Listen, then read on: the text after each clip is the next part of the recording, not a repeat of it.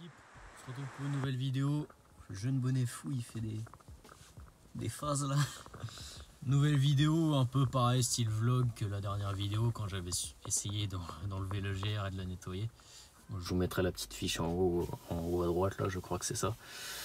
Un peu style vlog, on va pas forcément traiter de sujet spécial, même si on a un peu plus présent qui va être dans cette vidéo. Comme j'ai mis dans le titre, Nürburgring pardon, le 30 août.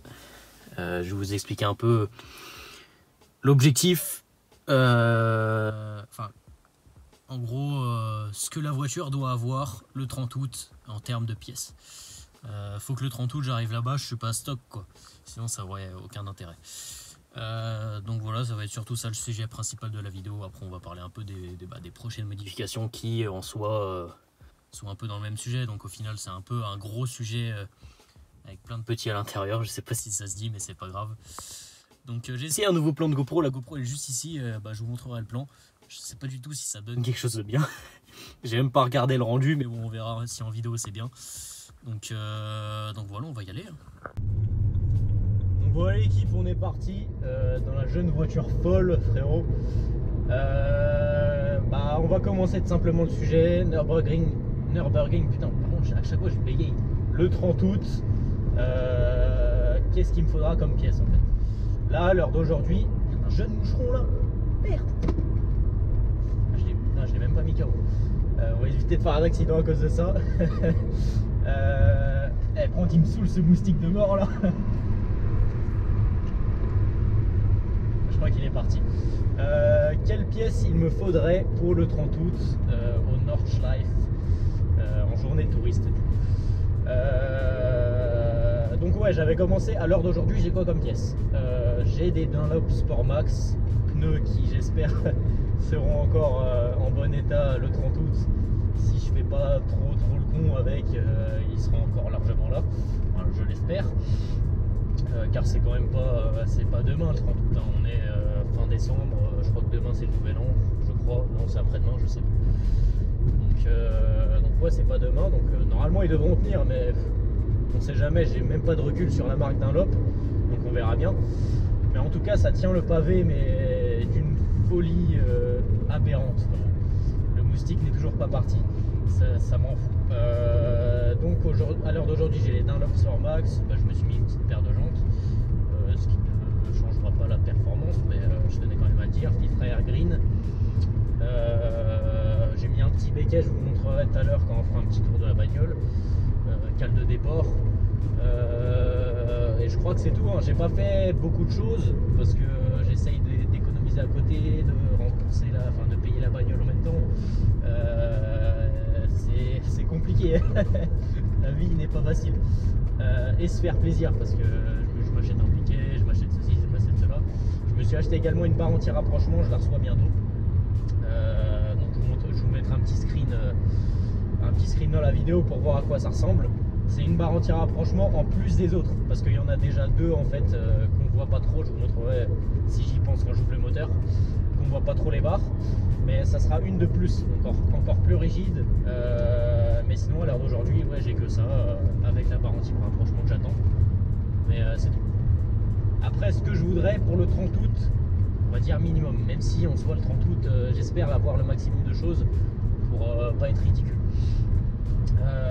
Je pense que le prochain achat, quand j'aurai fini de payer la bagnole, ça sera probablement des combinés filetés. Les combinés filetés, donc ça sera mi-janvier, février, mars, avril. Mars-avril, les combinés filetés ils sont posés, ou alors des amortisseurs sport et ressorts courts, parce que j'ai quand même pas envie de claquer 1000 balles dans des combinés, ça n'a aucun intérêt.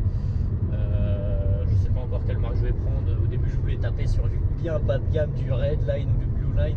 On m'a dit que c'était de la merde, pardon. Je n'ai pas testé la marque, donc je ne peux pas dire. T'en as en fait, c'est tout rien. T'en as, ils me disent ouais, sur mon E36 c'était incroyable, tu peux bien la rabaisser, elle est rigide. Et t'en as, ils disent c'est de la merde. Comme les Max Speedin Rose là, apparemment c'est de la merde aussi. Enfin, je compte pas acheter de combiné, je pense pas, parce que les combinés c'est tout ou rien. Soit c'est 200 balles, soit c'est 1000 balles en fait. Donc et si tu veux de la qualité, faut mettre 1000 balles. Et j'ai pas trop envie de mettre 1000 balles dans une 318D frérot. J'ai pas une M3. combiné. Je fais la ligne en février, le 17 février. Ça, j'ai toujours la date dans la tête là. Du coup, il faut que entre temps j'achète le pare-choc et bah, que je fasse la ligne. Et ça va me coûter quand même un petit billet parce que le pare-choc que je veux, bah, je veux faire les doubles sorties stylées à 3,35. Donc déjà la ligne me coûtera plus cher, même si je fais qu'une demi-ligne pour l'instant. Suppression intermédiaire et suppression silencieux arrière. Et le décatage je ferai plus tard parce que moi je pars du principe qu'il faut obligatoirement reprog quand tu as un gros mazout, quand tu as un mazout turbo tout simplement. Décata sans reprog ou même des fab c'est encore pire. C'est pas bon pour le moteur et c'est ça va te mettre en défaut en fait tout simplement. Donc la ligne est bientôt prévue, donc moi j'ai envie de dire le mois prochain presque parce qu'on est en fin décembre, donc dans à peu près un mois et demi, même un peu moins. La ligne, donc entre temps, faut que j'achète le pare-choc comme j'ai dit. Je le ferai peut-être peindre après. Je ferai un peu le guignol à rouler avec un pare-choc non peint. Mais c'est ça qui est bon. Ça fait un peu la bagnole projet, tu vois. Alors que c'est mon délit. C'est macabre. Donc ouais, la ligne bientôt. Par anti-rapprochement comme je vous ai dit. Combiné, je vous en ai parlé. Enfin, combiné amortisseur. Enfin, suspension, on va appeler ça. Il me faudra du freinage. Donc soit j'achète que les freins avant pour l'instant, freins avant Brembo percé ventilé, Durit Aviation, plaquette Brembo, pareil j'étais super content avec la Golf, donc je compte pas changer. Je reste sur du diamètre d'origine pour rester dans la légalité évidemment parce qu'on respecte les lois, les limitations et tout ce qui est réglementation au niveau moteur, etc. Non, je rigole. Mais je suis pas là pour vous donner un exemple. Mais non, c'est juste parce que faut faire d'autres modifs en soi. Au début, je voulais mettre des freins de X5, tu vois, pour que le diamètre soit plus gros, mais au final, tu es obligé de changer beaucoup trop de choses et c'est un peu chiant. Donc, je vais rester sur le diamètre d'origine. En fait, je vais juste acheter les plaquettes faites pour 318D, 320D. Enfin, je crois que c'est fait pour plusieurs modèles, mais ventilé percé, quoi. Comme ça sera plus simple. Donc voilà, donc plaquette avant c'est sûr, plaquette arrière je sais pas encore, on verra, parce que pareil sur la Golf j'avais que les plaquettes avant, enfin que les disques et plaquettes avant, j'avais même pas de Durit Aviation. Après j'ai fait qu'un tour au ring hein, et vu à la vitesse que je roulais, c'est pas ça qui faisait chauffer les freins.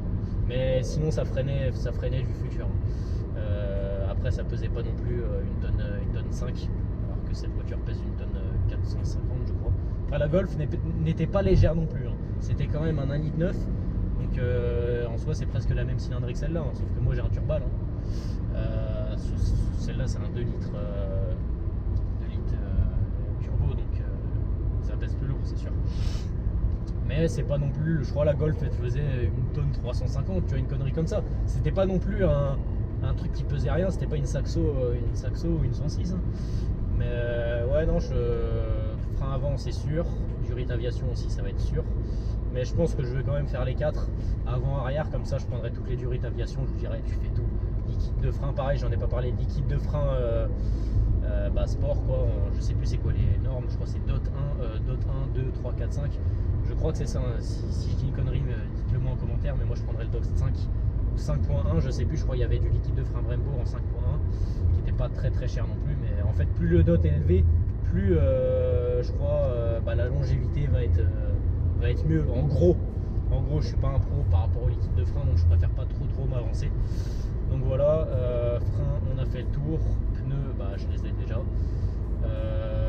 Barre anti-rapprochement arrière que tu mets dans le coffre qui va pas trop gêner, donc ça je suis content, qui va pas trop gêner, elle sera vraiment presque au fond du coffre. Par contre faudra couper les tissus, donc ça soit je fais les choses super bien, il faut que ça soit super propre, soit je le fais pas. J'ai envie que ça reste propre parce que j'ai pas trop envie d'avoir me vider tout. L'arrière c'est pas une caisse de course non plus, ça reste un diesel et ça reste ma voiture de tous les jours. Celle-là j'ai vraiment envie de la garder mais le plus longtemps possible. J'ai dit pareil pour la Golf, mais la Golf c'était un autre délire. Je la kiffais cette caisse, j'ai pas envie de lui cracher dessus. Au cas où si elle m'entend, je crache pas dessus du tout, mais il lui manquait de la puissance. Et j'ai toujours été en kiff sur BM, donc entre une Golf traction, un 1,9 litre SDI sans turbo, c'était un dromadaire, mais ça avançait pas quoi, c'était rigolo, ça faisait du bruit, je m'amusais à passer dans les tunnels, ça gueulait de fou, c'est rigolo. mais on fait vite le tour. Alors que là, tu vois, je pense pas avoir fait le tour, même si on s'habitue à tout malheureusement dans la vie. Au final, je m'habituerai sûrement à cette caisse aussi, hein, je dis pas le contraire. Mais j'espère vraiment la garder le plus longtemps et j'espère pas changer d'avis. Parce que je peux dire beaucoup de choses, mais ça se trouve, je vais changer d'avis, quoi. Mais j'ai envie de la faire tenir jusqu'aux 512 km sans problème. Ça va être compliqué, là ça va durer longtemps. Mais j'ai vraiment envie de l'entretenir comme un fou. Là à 255 000, je vais refaire ma révision complète, même si j'ai déjà fait ma vidange à 250 000. Parce que là je sens que j'ai pas mis l'huile premium. Enfin, je mets toujours de la la très bonne huile parce que je préfère. Surtout un moteur à chaîne comme ça. Si tu fais pas les vidanges à temps et si tu mets de l'huile de merde, pardon, bah ta chaîne elle dure pas longtemps, même si c'est un M47 et que ça n'a pas de problème de chaîne. Faut quand même l'entretenir de fou en fait. Merde, le jeune facteur fou, frérot. Hey, tuning.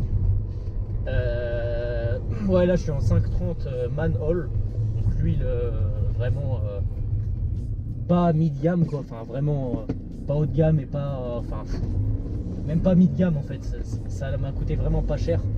Donc non, je vais passer en motule pour ma vidange là. Je vais passer en motule 540, faite exprès pour BM et Mini, pas d'autres marques. Je sais plus c'est quoi la référence, mais c'est vraiment pour les M47, M57 TU, TU2, etc. Donc non, je vais prendre cette huile là pour la 255 000, ma révision complète. Donc je vais pas changer le filtre vu que j'ai un filtre sport. Je fais un jeune détour fou, ne faites pas ça. Donc je vais juste nettoyer le filtre. Je vais faire filtre à huile, filtre à gasoil, filtre à habitacle, vidange. Il faut que je refasse ma vidange de pont parce que j'avais fait une vidange partielle, on va dire. J'avais pas réussi à tout vidanger parce qu'on n'avait pas le matériel adéquat. Donc en huile de pont, je suis en 75-90 ou 75-80. Voilà la préconisation BM pour ce modèle là, mais je suis en motule 300V, donc l'huile haute performance on va dire, faite pour la chauffe. Bon, j'ai pas une M3, mais bon, je préfère prendre soin de mes affaires parce que je suis très matérialiste et ça en fait il faut pas, parce que tu t'attaches à des choses que au final c'est du matériel quoi. Enfin à peine j'entends un petit cliquetis sur ma voiture, je suis pas bien, j'y pense toute la journée, toute la nuit, et au final c'est une connerie parce que c'est rien, mais c'est pour ça que je veux vraiment changer l'huile en fait. Parce que je me dis que c'est vraiment que depuis que j'ai mis la 530 que ça, et franchement il n'y a rien, parce que quand je regarde des vidéos sur YouTube, t'as un mec, il fait plein de vidéos sympas, enfin en fait il montre quel bruit doit faire par exemple un M47, un M57, j'en sais rien, un 1.9 SDI, un DCI 1.5 litre, peu importe. En fait il fait écouter le moteur en accélération, au ralenti, et le mien il fait le même bruit, tu vois, il fait pas un bruit chelou. Mais j'aime pas, enfin de toute façon quand j'ai mis la 530 je me suis dit à ma prochaine révision, donc à 255 000, je rechange d'huile et je mets de la vraie huile, tu vois. Là je vais mettre de la motule exprès pour mon moteur, exprès pour BM et Mini. Là franchement ça va être parfait. Et je pense du coup à 265 000 quand je referai ma révision, je mettrai de la motule 540 300V compétition. Ouais, je suis un peu dans les détails, mais en vrai je kiffe, ça me fait plaisir. Je mets à côté, je mets de l'argent à côté, je mets de l'argent de côté à côté. Je trouvais pas mes mots, je me disais c'est bizarre. Je me fais plaisir, je fais ce que j'ai à faire. T'en as qui mettent l'argent en boîte, t'en as qui mettent l'argent dans les bagnoles, et moi je suis le mec qui met l'argent dans les bagnoles. Donc au final en vrai je suis content, et puis c'est cool. Merde, la jeune route folle est sympathique. Donc voilà, après merde, ça va décoller là. Merde. Ah pas du tout. Ah le flop. Je croyais que ça allait décoller de fou, mais non pas du tout. Donc voilà, on a parlé des freins, des suspensions, des huiles, aussi 2-3 trucs esthétiques. Le pare-choc avant, faut que je le change. Je ferai sûrement un lustrage complet pour essayer d'enlever toutes les micro-rayures. Au début je voulais faire une peinture complète, mais en vrai mettre 1000 balles là-dedans ça me fait chier. Donc, je vais faire le moins cher. J'ai dit 1000 balles parce que j'ai des contacts, mais je vais faire le moins cher, mais pour qu'elle soit propre quoi. Pareil, j'ai un peu le vernis qui se barre sur les côtés des portes, Enfin, c'était pareil quand je l'ai acheté, c'est pareil à l'heure d'aujourd'hui. Donc ça se rebarrera pas parce que j'ai mis une petite couche de vernis dessus. Mais ça fait pas très beau quand tu regardes de près. Après, il n'y a rien, quoi. C'est une bagnole de 2006. Aujourd'hui, elle est même presque plus propre que des bagnoles de 2020. Donc au final, ça va. Mais je vais faire un petit lustrage pour qu'elle soit bien propre. Peut-être une céramique dessus pour protéger le vernis en dessous et tout. Non, je vais essayer de faire un truc propre. Pareil, pare-choc avant, comme je vous ai dit. Je vais mettre le pare-choc style M3 parce qu'il est frotté et j'ai envie d'un pare-choc un peu plus agressif. Donc voilà. Kit Maxton Design, je pense que je vais l'acheter. C'est pas pour tout de suite, hein, c'est vraiment quand j'aurai fini ma voiture. Petit kit Maxton Design avec lame avant. Je crois qu'ils ont en plastique noir et style carbone. Je crois pas que c'est du vrai carbone, mais moi je prendrai en carbone du coup. Lame avant carbone, les bas de caisse carbone et c'est tout. Peut-être les coques de rétro carbone, mais il faut que j'en trouve avec du vrai carbone parce que j'ai pas envie de mettre un truc en plastique chinois là qui fait dégueulasse. Donc je sais pas, je verrai. Ça c'est des trucs vraiment quand j'aurai fini la bagnole, c'est pas forcément pour le nerf, c'est vraiment quand j'aurai fini la bagnole et voilà. Et je vous ai même pas parlé du stage 2 en fait. Le principal quoi pour avoir des chevaux. Donc ouais, soit je fais un stage 2 basique, enfin basique, gros échangeur, bah du coup filtre à air sport comme j'ai déjà. Ligne full tube et stage 2, donc carto direct. Ou soit alors je change le turbo et je mets les injecteurs de 320D 163. Cette solution là me coûtera plus cher, mais j'ai trouvé 2-3 trucs. Je prends des injecteurs d'occasion j'ai même trouvé des injecteurs d'occasion de M57 pour vraiment pas cher. Après ils avaient l'air propres, après on ne sait jamais, c'est de l'occasion, donc ça se trouve il y en a 2 qui marchent pas. Donc au final tant mieux parce que moi j'en ai que 4 à mettre. Mais ouais non, injecteur et turbo, pareil j'ai regardé BR Turbo. T'as des turbos en fait qui sont compatibles avec plusieurs types de bagnoles. Moi j'ai regardé sur Autodoc, t'as un turbo qui est compatible pour Alpina D3. Merde, la jeune dame folle frérot. Merde, les gens ils me regardent comme si j'étais un voyou fou en voiture de braqueur fauché, c'est macabre. Je parlais de quoi? Du turbo, ouais voilà, le turbo qui est compatible pour Alpina D3 de 210 chevaux, une connerie comme ça. Donc là si je le mets sur ma bagnole, là je peux dire que le turbo il cassera pas quoi. Apparemment BR Turbo c'est une bonne marque. Je vais faire un petit sondage sur Insta, n'hésitez pas à me suivre, Sacha Sto. Et également moins 10% avec le code Sacha Sto sur Zimub. On place bien les partenariats, ça me fait plaisir. Donc voilà. Et du coup stage de carto. Mais le problème c'est que si je change pas le turbo et que si je change pas les injecteurs, ça pourrait me rendre moins fiable en réalité, alors que on pourrait penser que non au final, parce que si je change le turbo et les injecteurs, je prendrais aller 230 chevaux, et si je change rien je pourrais prendre 200 chevaux, mais vraiment max, parce que le turbo d'origine sur cette voiture est vraiment pas réputé. Donc je préfère en vrai partir sur un turbo neuf, grappiller quelques chevaux. Pareil pour les injecteurs, apparemment ils sont pas très solides. Après c'est pareil sur M57. En soi je vais changer pour la même merde. Sauf qu'ils pourront tirer plus loin, donc au final ils auront moins besoin de travailler, on va dire. Je sais pas si ça se dit comme ça, mais donc au final ça sera même plus fiable d'avoir 230 chevaux à l'heure d'aujourd'hui avec un stage 2 que 200 chevaux avec le turbo stock et les injos stock. Donc à réfléchir, et pareil 30 chevaux ça fera quand même une petite différence, j'en suis sûr. Ça sera surtout au couple, et j'ai pas trop envie de dépasser les 500 Newton. Normalement on va les taper les 500 Newton, j'espère. C'est l'objectif de la prépa, c'est de faire au moins minimum 200 chevaux et minimum 500 Newton. Donc au final si je veux 500 Newton, je veux plus de 200 chevaux. donc non, ça sera cool. Donc je crois qu'on a fait le tour par rapport aux modifications.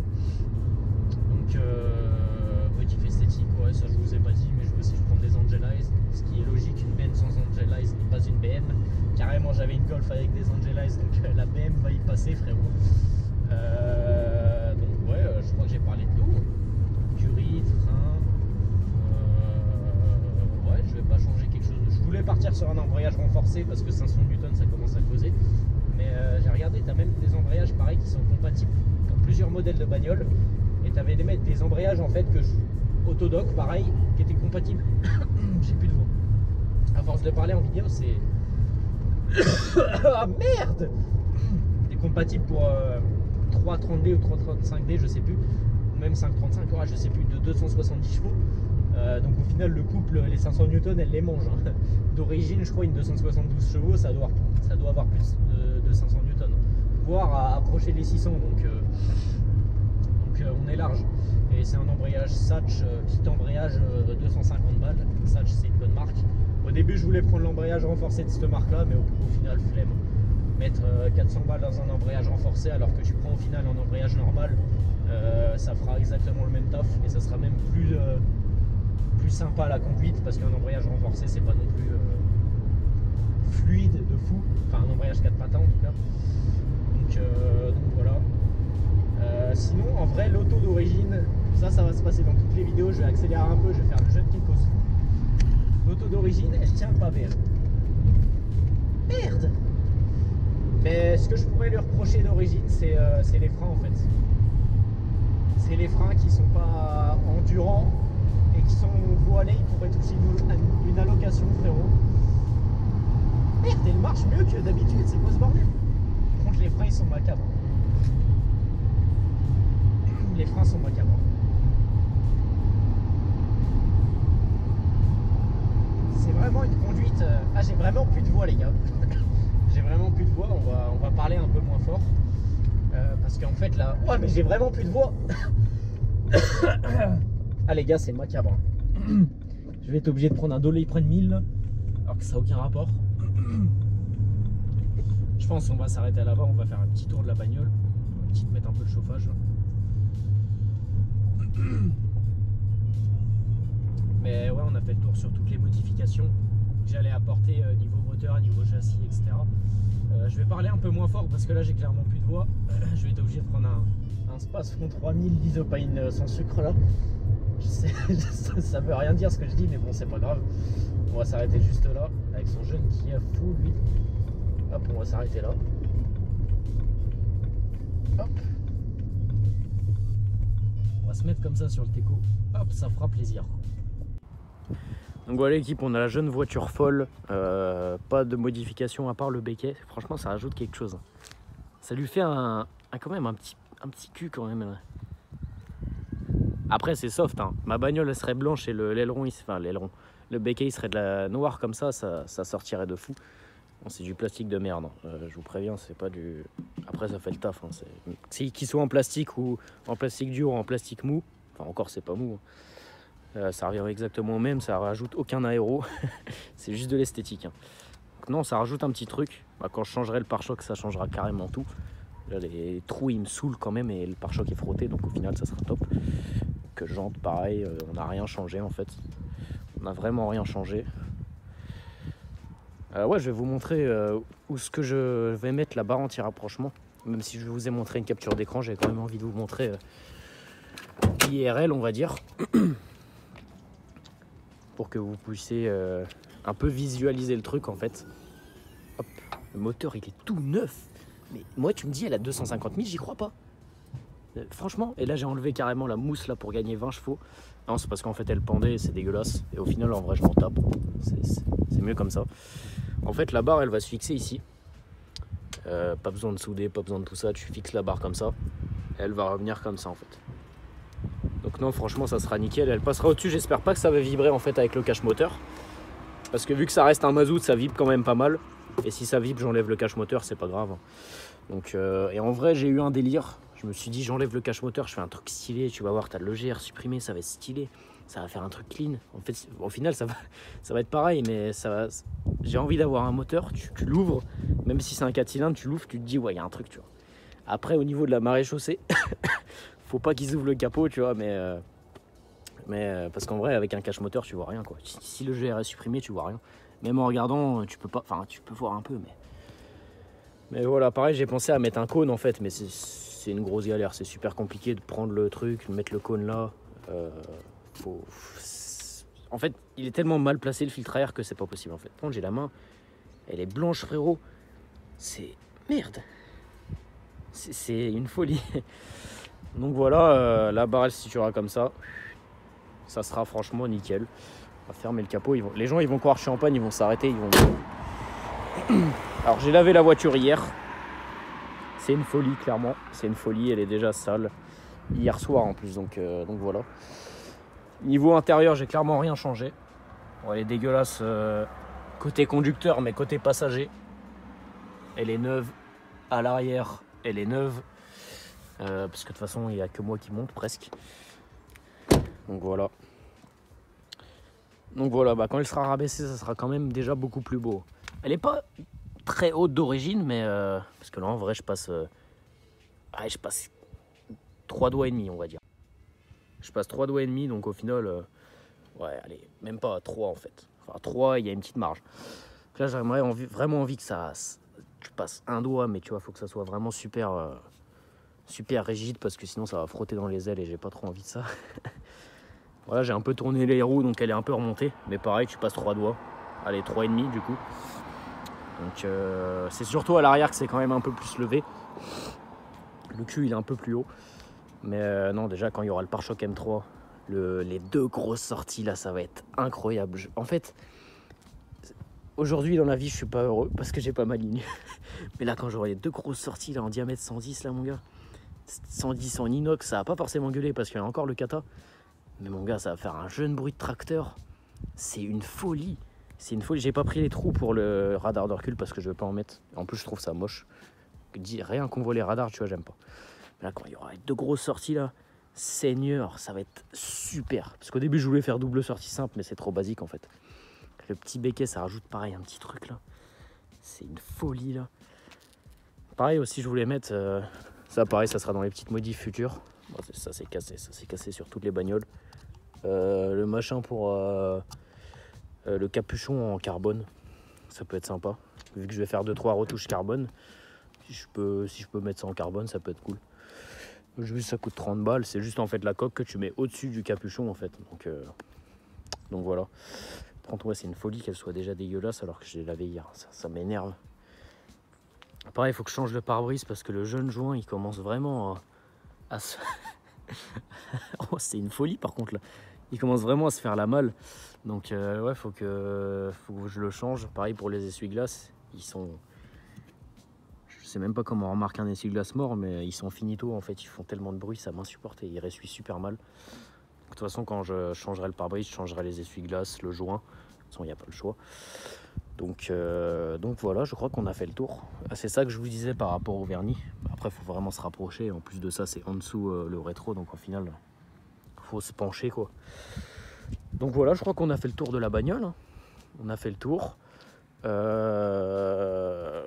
je crois qu'on va l'arrêter la vidéo là-dessus. Moi, je vous dis à la prochaine pour une prochaine vidéo et ciao.